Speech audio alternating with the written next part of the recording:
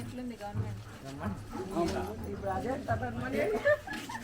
ఇల్లు కట్టిస్తే ఇళ్ళకి లోన్లు మాకు ఏమీ లేదు. అమ్మ ఒడి 45 ఏళ్ళు, మాకు 40 ఏళ్ళు లేదు, 45 ఏళ్ళు లేవమ్మా, నాకు లేవంట. యాభీలే ఒక్కటి కూడా లే మాకు గవర్నమెంట్ నుంచి. ఏం చేస్తారు? ఏం చెప్తున్నారు వాలంటీర్లు? ఏం చెప్తున్నారు? వాలంటీర్లకు ఏముంది, వాళ్ళు పాపం చేస్తారంటారు, చేయలేదు కదా. అది 1.5 సంవత్సరం అయింది నేను లోన్ పెట్టి, అస్సలు శాంక్షన్ కదా. ఒక్క లోన్ కూడా అస్సలు శాంక్షనే కాలే. మీరే కట్టించుకున్నారు? మేమే సొంతంగా కట్టించుకుంటాం. అసలు లోన్కే శాంక్షన్ లేదు. ఇక్కడ కాదు కలెక్టర్ ఆఫీస్ కాడ కూడా అయినా శాంక్షన్ కాలే. దీనివల్ల ఇంకా ఏదో వస్తుందని ఆశ కదా. ఏంది లేదమ్మో, చెప్పాలంటే చెప్పాలంటే ఏంది లాభం లేదు మాకు గవర్నమెంట్. ఈసారి జనసేన టీడీపీకి వేయండి. ఇంకా ఎగకుంటే మాకే బుద్ధిలే, ఎగకుంటే మాకే బుద్ధిలే. సరుకులు చూస్తున్నాం, మేము బీదోళ్ళం కాదా, మేము సౌకర్యమ్మా మేమేమన్నా. అవును కదా.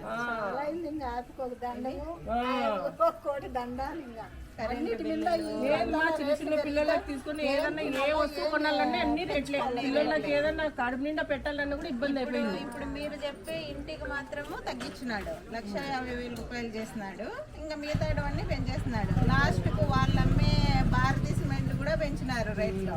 ఈ ఇచ్చేదానికి మాత్రం తగ్గించినారు. ఏంటి అది కూడా లేదు కదమ్మా మాకు, అది కూడా లబ్ధి పొందలే అసలు మాకు పొందలేదు. మీరు కట్టే వాడేటివన్నీ రేట్లు పెరిగినాయి, అన్నీ పెరిగినాయి. మరి అప్పుడు 3 లక్షలు 4 లక్షలు అయిపోయేది, 12 లక్షలు 15 లక్షలు. ఇప్పుడు ఒకవేళ అతను శాంక్షన్ చేసినా కూడా 1,50,000 మీకు ఇచ్చేది, ఎక్కువేమి ఇవ్వడు కదా. అది కూడా ఇవ్వకుండా సతాయిస్తే ఏం చేస్తారు? అన్ని ఇబ్బంది మాకేం అసలు మేము లబ్ధే పొందలేదు. మాకు అక్కడ వస్తానే వచ్చిన సంవత్సరంలో మీరే కట్టుకుంటారా, తాళాలు ఇవ్వాలా, మీరు తాళాలు తీసుకొని పోయేదేనో అని ఎన్నెన్నో చెప్పారు. మళ్ళీ తీరా వచ్చేదానికి ఇప్పుడు ఆ బిల్లు ఇచ్చే కూడా ఏడుస్తున్నాడు. అదే కదా, బీదా సాదా బతకాలంటే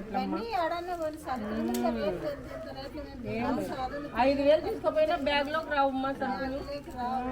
కూరగాయలకు పోయి వచ్చినట్టుంది. మేము మాత్రం ఏంది లబ్ధి పొందలేదు. నాకు చాలా బాధ. ఇవన్నీ ఆలోచించి మనసులో ఉంది కాబట్టి చెప్పడం కాదు కానీ అందరికి తెలుసు కదా. అందరివి ఇవే కదా, రోజు లేస్తానే అవే గుర్తుకొస్తాంటాయి. మేము వచ్చినామని చెప్పాను. మీ ఎదురుగా మీ మాటలు వాళ్ళ ఎదురుగా వాళ్ళ మాటలు మాట్లాడేది ఏం లేదు. వాళ్ళు వచ్చినా ఇదే మాట, మీరు వచ్చినా ఇదే మాట. సరుకులు ఎంత కరెంట్ బిల్లు ఏం తెచ్చుకోవాలి? 150 రూపాయలు ఒక నెల ఏమో ఇబ్బంది ఉండి కట్టుకోకుంటే 150 రూపాయలు ఫైన్. ఒకవేళ పనులు పోయే వాళ్ళంటే తెచ్చుకుంటారు. నూనె పెరిగినాయి కాబట్టి పనులు పోయిన తెచ్చుకొని తింటారు. పని పాటు చేయలేకోకుండా వాళ్ళ పరిస్థితి ఏమి.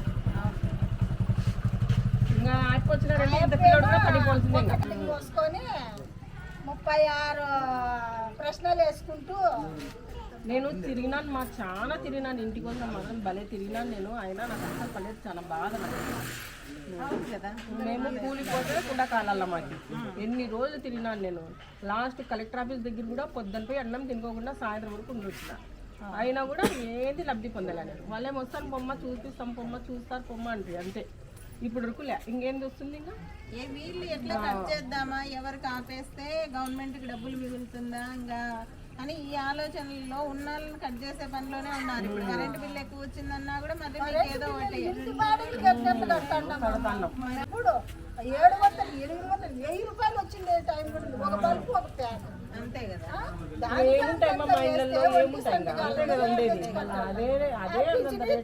పింఛనీ డబ్బులు రెండు కరెంట్ బిల్లులో తీసేసుకుంటున్నాడు. ఇంకేంది నేను తినేది అది ఇచ్చే మాత్రం వచ్చి ఎంత ఆర్భాటం చేస్తాడు అని. ఇంటి దగ్గరకు వస్తున్నారు, ఎవరు తిక్కోలు లేరు, ఇప్పుడు ఎవరు నమ్మరు అసలు. అదే అన్ని ఆలోచించి వేయండి కదా. 4-5 ఏళ్ళ నుండి చూసుకుంటారు కదా, ఇంకా మేల్కోకుండా ఉంటారా జనాలు? అప్పుడంతా తిక్కోలు లేరు, ఇప్పుడు బాగా నేర్చుకున్నారు. అవును కదా. ఇప్పుడు ఈడ జరిగేది ఏంటి, టీవీ ఆన్ చేస్తానే అతను ఏం మాట్లాడుతున్నాడు, ఏం చేస్తున్నాడు అని మీరు సాయంత్రానికే తెలుసుకుంటారు. ఇప్పుడు మేము వచ్చి చెప్పే వరకు ఏం అవసరం ఏమి ఉండదు. అయినా కూడా ఏం చేసినా అది లబ్ధి పొందిన వాళ్ళకైతే బాగుంటుంది. మా మాటల వాళ్ళకి ఏం ప్రయోజనం లేదు. మేము ఎవ్వరు లబ్ధి పొందాలి.